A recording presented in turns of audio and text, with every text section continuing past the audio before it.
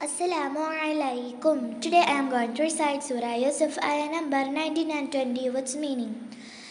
أعوذ بالله من الشيطان الرجيم.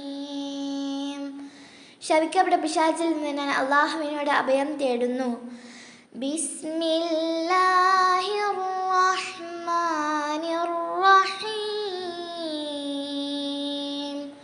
പരമകാരുണികനും കരുണാനിധിയുമായ അല്ലാഹുവിൻ്റെ നാമത്തിൽ. وجاءت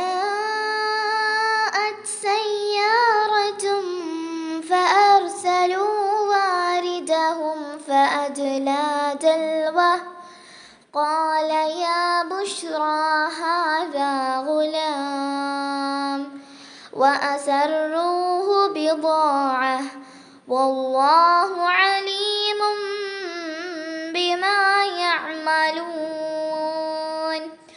ഒരു യാത്രാസംഘം വന്നു. എന്നിട്ട് അവരുടെ വെള്ളം കൊണ്ടുവരുന്ന ആളെ അവർ വെള്ളത്തിനയച്ചു. അവൻ അവൻ്റെ തൊട്ടി കിണറ്റിലിറക്കി. അവൻ പറഞ്ഞു, സന്തോഷമേ, ഇതാ ഒരു ബാലൻ.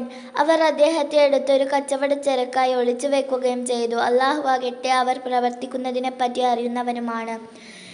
وشروه بثمن بخس دراهم معدودة وكانوا فيه من الزاهدين.